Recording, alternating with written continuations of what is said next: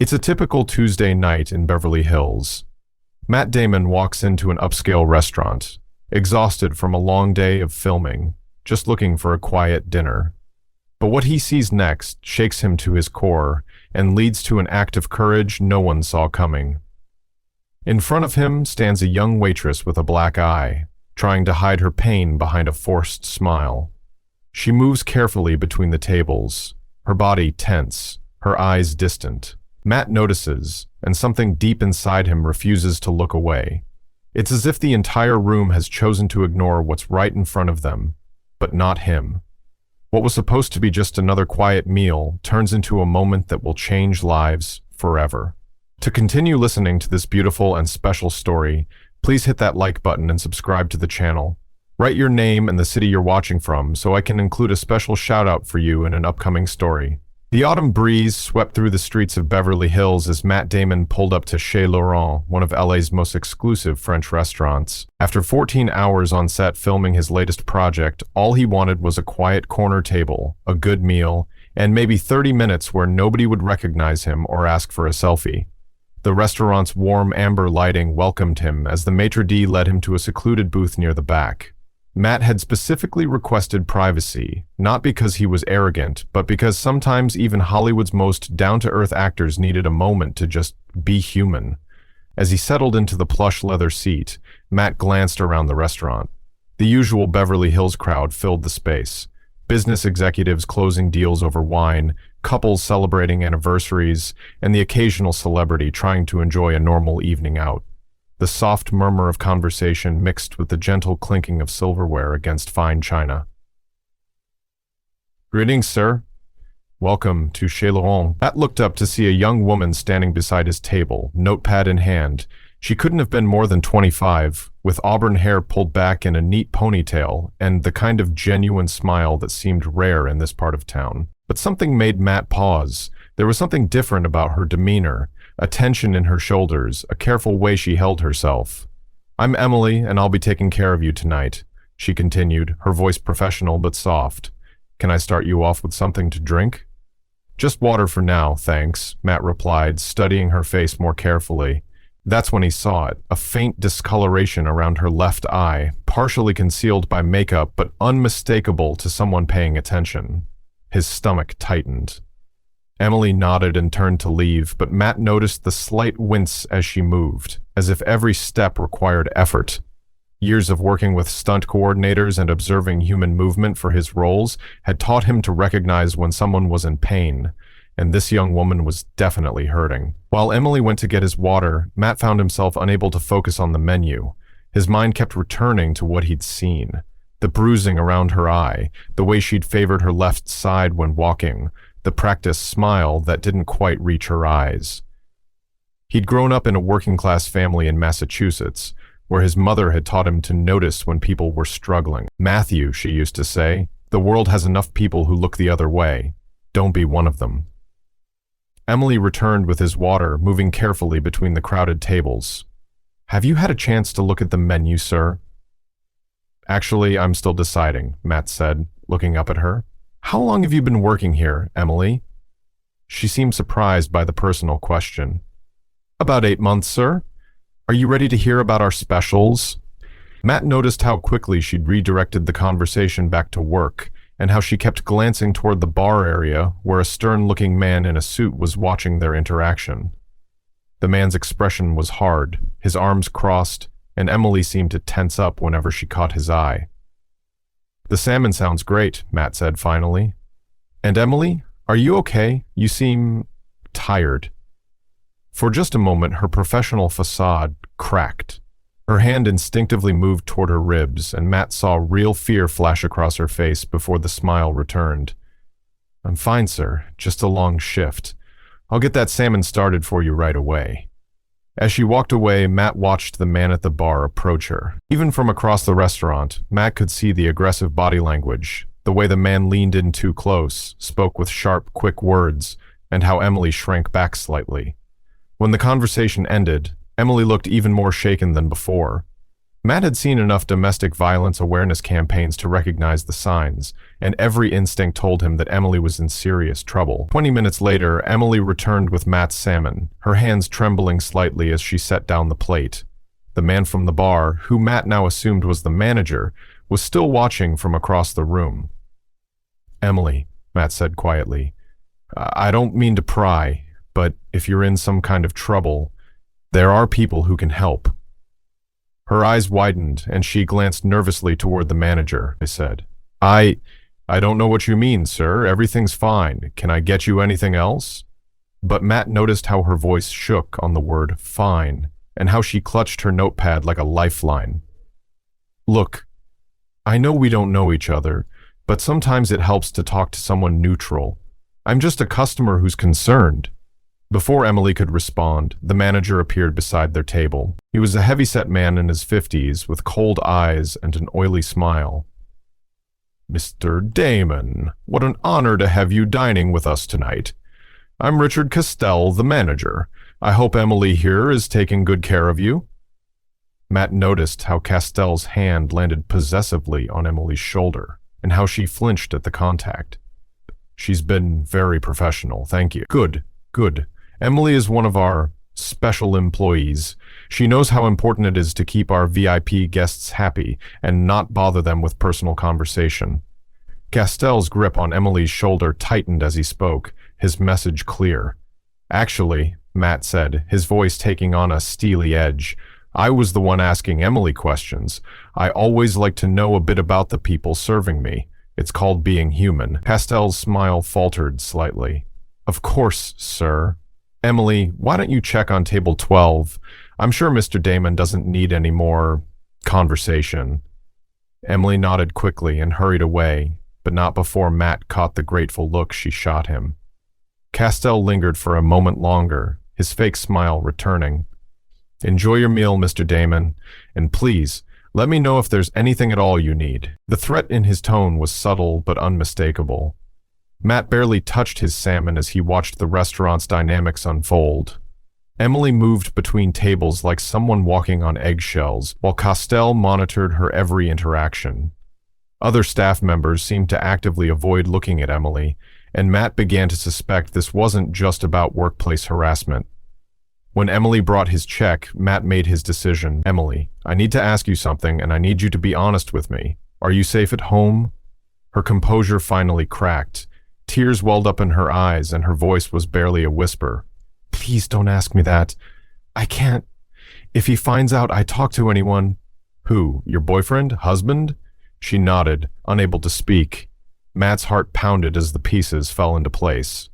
"Is that how you got the black eye?" Emily's hand flew to her face, touching the concealed bruise. "You can see it? I tried so hard to cover it up. If the customers complain—" "Emily, listen to me. What's happening to you isn't okay, and whatever threats you've received, whatever you've been told about staying quiet, there are ways to get help that keep you safe." "You don't understand," she whispered frantically. "My boyfriend, Derek, he's connected, he knows people. When I tried to leave last time, he said he'd hurt my little sister. She's only 16. Matt felt a familiar surge of protective anger, the same feeling he'd had when preparing for roles where he played characters fighting injustice. But this wasn't a movie, this was real, and Emily needed real help. "What's Derek's last name?" he asked quietly. "Morrison, Derek Morrison. He owns construction companies, has contracts with the city. He told me no one would believe me over him, and even if they did, he'd make sure my family paid for it." Matt knew that name. Derek Morrison was indeed well connected in LA's construction industry, with rumored ties to some unsavory characters. But Matt also knew something Derek probably didn't consider. Sometimes the right kind of attention could shine a light into even the darkest corners. "Emily, I want you to listen carefully. When does your shift end?" "In an hour, but I have to go straight home. Derek times it. If I'm even 5 minutes late—" Matt pulled out his phone discreetly. "I'm going to make some calls. There are people who specialize in helping women in your situation. People who know how to handle men like Derek Morrison. You don't understand. He'll know. He has friends everywhere, cops, judges, business owners. He bragged about how Castell owes him money, how that's why I can work here even though—" She gestured toward her bruised face. The connection clicked for Matt. Derek wasn't just abusing Emily. He was using his influence to control her environment, ensuring she had nowhere to turn. Castell was either being paid or coerced into keeping Emily isolated and vulnerable. Emily, I need you to trust me. I'm going to create a situation where Derek can't retaliate without exposing himself, but I need to know, are you ready to leave him? Because once we start this, there's no going back. She was quiet for a long moment, her hands shaking. Finally, she looked up at him with a mixture of hope and terror. I've been ready to leave for 2 years. I just didn't know how to do it without getting my family hurt. Matt nodded grimly. Give me your phone number. I'm going to have someone contact you within the hour. Someone who specializes in safely extracting women from abusive situations. Her name is Sarah Chen, and she's helped hundreds of women disappear safely when traditional law enforcement couldn't protect them. As Emily wrote down her number on a napkin, Matt was already texting his publicist, his lawyer, and several contacts he'd made during his advocacy work. Within minutes, his phone was buzzing with responses. While Emily finished her shift under Castell's watchful eye, Matt stepped outside to make his calls.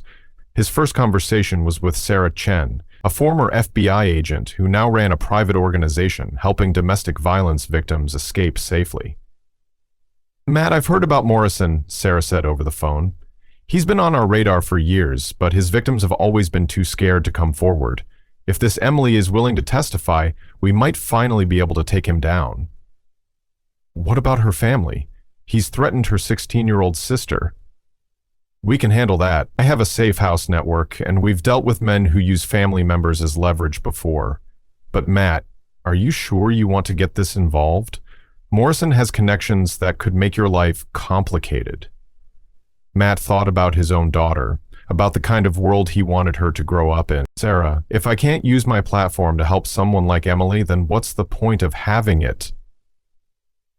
His next call was to his lawyer, David Rodriguez, who had a reputation for taking on cases that other attorneys wouldn't touch.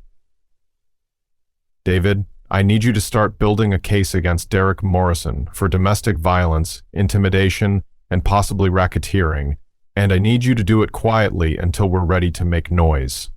Matt, Morrison's got some serious protection. Are you prepared for this to get messy? I'm prepared to do what's right. The third call was to Marcus Webb, an investigative journalist who specialized in corruption stories. Matt had worked with him on several charity exposés over the years. Marcus, I've got a story for you about systematic abuse, police corruption, and how money can buy silence in LA.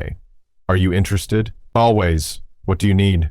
Start digging into Derek Morrison and his business relationships. Look for patterns of violence, payoffs, and intimidation. And Marcus? This one's personal. An hour later, as Emily's shift ended, Matt was waiting in the parking lot with Sarah Chen. They watched as Emily emerged from the restaurant, looking around nervously. Emily, Sarah called softly. Emily approached the car cautiously. This is Sarah, the woman I told you about, Matt said. She's going to explain your options. Sarah leaned forward. Emily, we can have you and your sister in a safe location within 2 hours.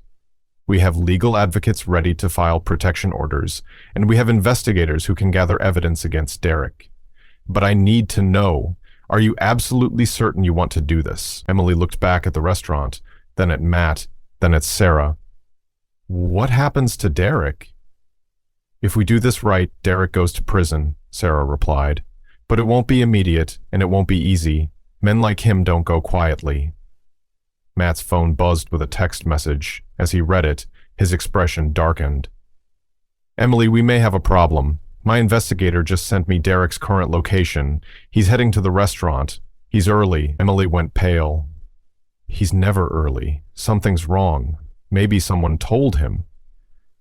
A black Mercedes pulled into the parking lot, and Emily began to shake. That's him. Oh God, he's going to kill me. He told me never to talk to customers, and Castell probably... Emily, get in the car, Sarah ordered. Matt, we need to leave now. But it was too late. Derek Morrison had spotted them and was striding across the parking lot, his face twisted with rage. He was a large man, probably 6'3", and built like the construction worker he'd once been before money and violence had made him something much worse. "Emily, what the hell do you think you're doing?" Derek's voice carried across the parking lot, causing other diners to stop and stare. Matt stepped out of the car, positioning himself between Derek and Emily. "Mr. Morrison? I'm Matt Damon. I think we need to talk." Derek's advance stopped abruptly when he recognized Matt, but his anger didn't diminish. "I don't care if you're the Pope. That's my girlfriend, and she needs to come with me. Now." "Actually," Matt said calmly, "Emily is an adult who can make her own choices, and right now, she's choosing not to go with you." The parking lot had become a stage, with restaurant patrons and staff gathering to watch the confrontation. Matt could see phones being raised to record the interaction, which was exactly what he'd hoped for. "You have no idea what you're getting into, movie star," Derek snarled. "Emily, if you don't get in my car right now, your little sister is going to have a very bad night." That threat, made in front of witnesses and recorded on multiple phones, was exactly what Sarah had been waiting for. "Derek Morrison," Sarah said, stepping forward and displaying her credentials. "I'm a licensed private investigator, and you just made a criminal threat in front of dozens of witnesses. Emily is now under protective custody, and your threat against her minor sister has been recorded." Derek's face turned red. "You can't do this. I know people. I know cops, judges, city councilmen, and I know federal agents," Matt replied quietly. "Derek, you're done. The only question now is whether you walk away and let the legal system handle this or whether you make it worse for yourself." Derek looked around, seeing the crowd, the phones, the recording devices. For a moment, Matt thought he might actually leave, but men like Derek Morrison didn't back down from fights, especially not in public. "This isn't over," Derek said, pointing at Matt. "You have no idea who you're messing with." "Actually, I do," Matt replied. "I'm messing with a coward who beats women and threatens children, and cowards always lose in the end." The confrontation videos went viral within hours. Stand With Emily began trending on social media, with thousands of people sharing their own stories of domestic violence and praising Matt for his intervention. But the real work was happening behind the scenes. Sarah had Emily and her sister Jessica in a secure location by midnight. David Rodriguez had filed emergency protection orders for both women, and Marcus Webb was already publishing articles exposing Derek's pattern of abuse and the network of corruption that had protected him. The story that emerged was even worse than Matt had imagined. Derek Morrison had been systematically abusing women for over a decade, using his business connections and financial influence to silence victims and buy protection from consequences. Castell, the restaurant manager, was just one of many business owners who owed Derek money and were forced to provide services, including employing his victims in situations where he could monitor and control them. Within 48 hours, Matt's phone was ringing constantly. Talk show hosts wanted interviews, news networks were calling for statements, and his publicist was fielding hundreds of media requests. But more importantly, the National Domestic Violence Hotline reported a 300% increase in calls since the videos went public. "Matt," David called him the second morning, "we've got 12 more women who've come forward since the videos went public. Derek's pattern goes back 15 years, and we're building a RICO case. He's been running what amounts to an organized crime operation focused on domestic abuse and intimidation." The FBI had gotten involved after the third victim came forward with evidence of interstate trafficking. It turned out Derek had been moving women between his various construction sites across state lines, essentially running a modern slavery operation disguised as legitimate employment. Detective Maria Santos, the lead investigator on the case, met with Matt at his Malibu home 3 days after the restaurant incident. "Mr. Damon, I've been working domestic violence cases for 20 years and have never seen anything quite like Morrison's operation. He had victims in 4 different states, all isolated, all threatened, all convinced they had nowhere to turn." "How many women total?" Matt asked, pouring coffee in his kitchen. "So far, 17 have come forward. But based on the financial records we're uncovering, we think there might be as many as 30 over the past decade." Matt felt sick. 30 women and nobody stopped him? He was smart about it. He never kept women in one place too long, always used financial leverage and family threats, always had police contacts who would dismiss complaints as domestic disputes. He created a perfect system of control. But that system was crumbling fast. The media attention had created a spotlight that Derek's corruption network couldn't withstand. Police officers who had previously ignored complaints were suddenly facing internal investigations. City officials who had fast-tracked Derek's construction permits were being questioned about their relationships with him. The entertainment industry was also responding. Within a week, 3 major studios announced new policies for background-checking contractors and vendors. The Screen Actors Guild created a fund to support victims of workplace abuse, and several A-list actors pledged to match Matt's $500,000 0 cents donation to domestic violence organizations. Matt, his assistant Jennifer, told him during a meeting at his production company, "Oprah's people called. She wants to do a special episode about domestic violence, featuring Emily and some of the other women who've come forward. They're calling it Breaking the Silence." What does Emily think about that? She's interested, but scared. Sarah thinks it could be therapeutic for her, and it might help other women recognize the signs of abuse. Matt nodded thoughtfully. Set up a meeting with all of them. Emily gets to decide how public she wants to be, but if she's willing, we should support whatever platform she chooses. The most surprising development came from an unexpected source. Richard Castell, the restaurant manager who had enabled Derek's abuse, reached out through his lawyer asking for a meeting. Matt was reluctant, but David advised that Castell might have information that could help the prosecution. They met at David's law office downtown. Castell looked like he'd aged 10 years in 1 week. His hands shook as he spoke. "Mr. Damon, I know you have every reason to hate me.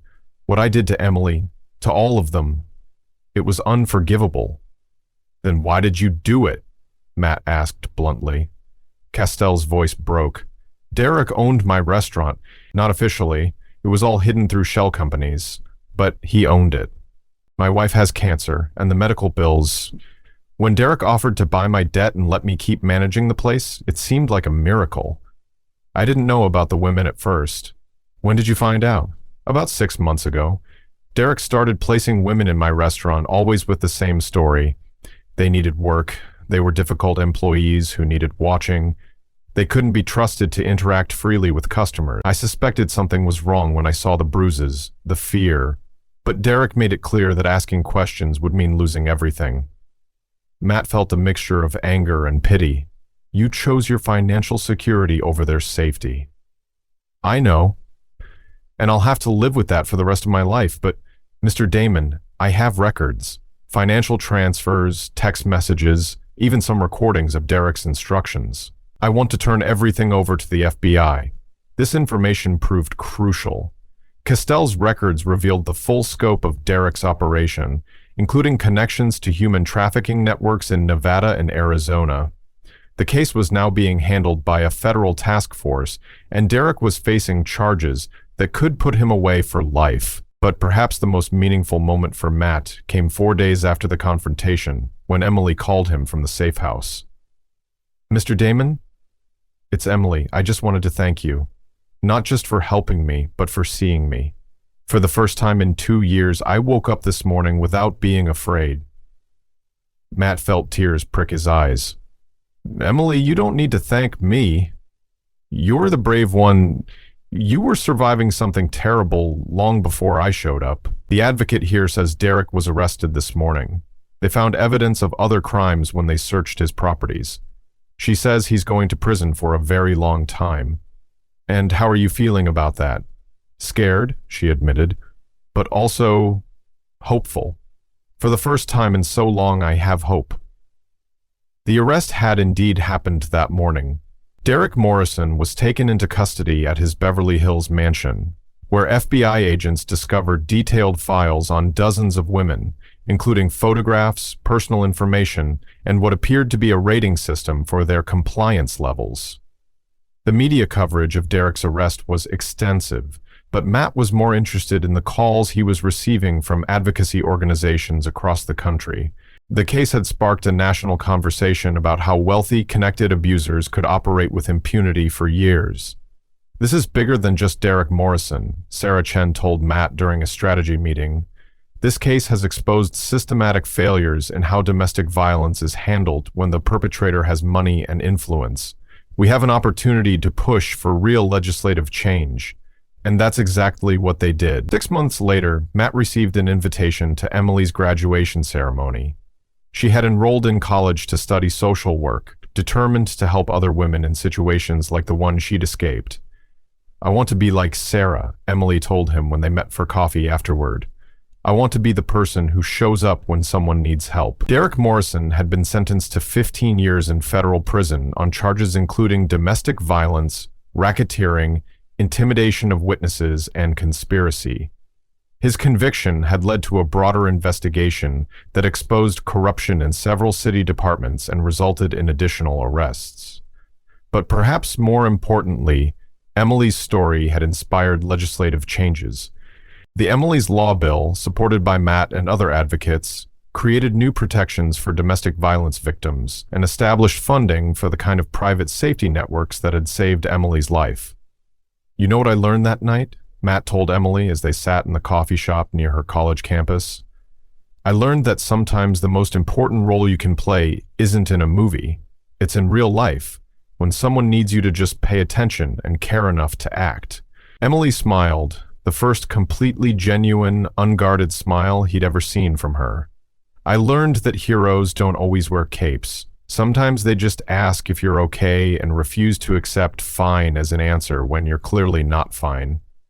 Matt thought about his daughter again, about the lessons he wanted to teach her. "Emily, promise me something. When you become that advocate you want to be, remember that you don't have to be famous or powerful to change someone's life.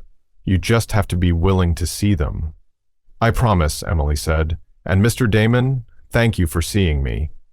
As Matt drove home that evening, he reflected on how a simple dinner out had changed two lives, Emily's and his own. He'd gone to that restaurant looking for a quiet meal and instead found a calling he never expected. The sunset painted the LA sky in shades of gold and orange, and Matt smiled as he thought about Emily starting her new life. About Derek Morrison behind bars where he belonged, and about all the other women who had found the courage to speak up because one person had decided to pay attention. Sometimes being a hero wasn't about dramatic action sequences or saving the world from alien invasions. Sometimes it was about noticing when someone was hurting and caring enough to help them find a way out of the darkness.